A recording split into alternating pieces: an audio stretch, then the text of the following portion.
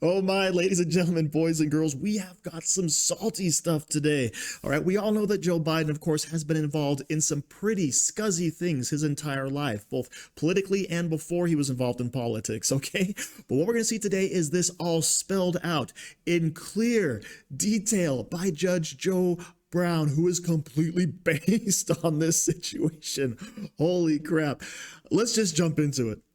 Most of what is wrong with the criminal justice system in the United States of America that's trickled down from the federal level to the state level that negatively impacts blacks and other minorities was started off in 1979, 1981, 1983, 1987, 1991, and 1994, thanks to Joe Biden, Stennis, Eastland, and Byrd. And you can thank them for some of the problems with American criminal law as they negatively impact black folk. This mess about all of these people in jail, first offenders for one rock, you can thank Joe Biden for, with his mess about crack, even though it seems to have settled into his household quite heavily.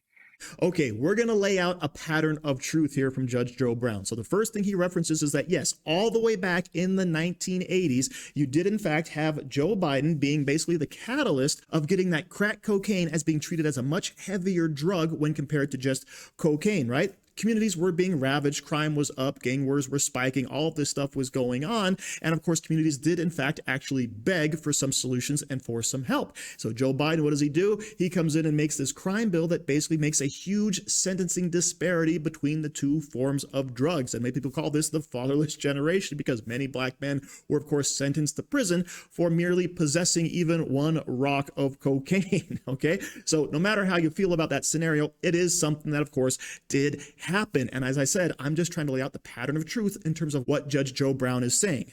And I love the dig he throws in there about Hunter Biden, right? He's out there smoking crack. Where's his jail time, Joe? Should we send him up?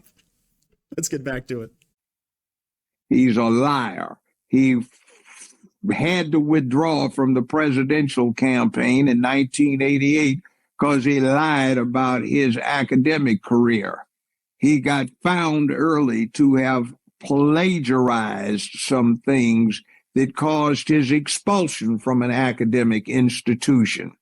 He's a piece of urban trailer park trash who's had nothing but government jobs his entire life and has turned out a very rich man because of the bribes, the extortion, and the downright payoffs he has gotten under the table illegally. And there's some things that I saw that I read from the 3 downloaded laptops of his son. There were 3, not one. I interviewed the technician. They are very incriminating, and there is a high probability that what they're after Trump in Florida for, relative to refusal to turn over so-called classified documents that were placed under an act that, under the theory of Marbury versus Madison, 1803, 221 years ago, were unconstitutional. And what the point was is to get them back from Trump so they could be destroyed and not incriminate Biden and Obama. Ooh, Joe Biden, complete and total trailer trash. Not that I'm going to judge someone on their past, but yes, a lot of what he says is true. Joe Biden has been a public servant basically his entire life and somehow has amassed a wealth of millions of dollars, all right? And none of that possibly could be shady, right? None of it, not a bit of it, okay? But over here, of course, we do have a couple of claims. First of which is that, yes, Joe Biden has admitted to plagiarizing in law school, okay? So, and that's actually the reason why he had to withdraw from one of the presidential races. So absolutely truth telling here.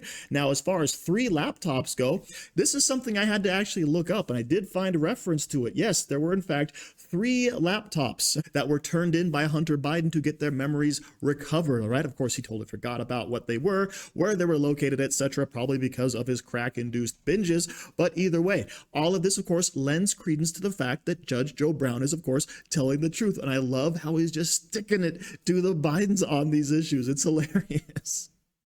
I heard the Lowdown Scummy Bastard say in front of me, it was in Dover, Delaware. He was on the podium. He said, quote, Negroes are animals and they turn the streets into jungles and they need to be put in zoos where they are safe and can be observed. He said, Negro children are animals and they turn schools into zoos. And I don't want my children going to a school with Negroes in it turned into a zoo. I heard him say that. I saw him when he said it. Holy crap. Now, do I believe that Joe Biden actually said that? Yes.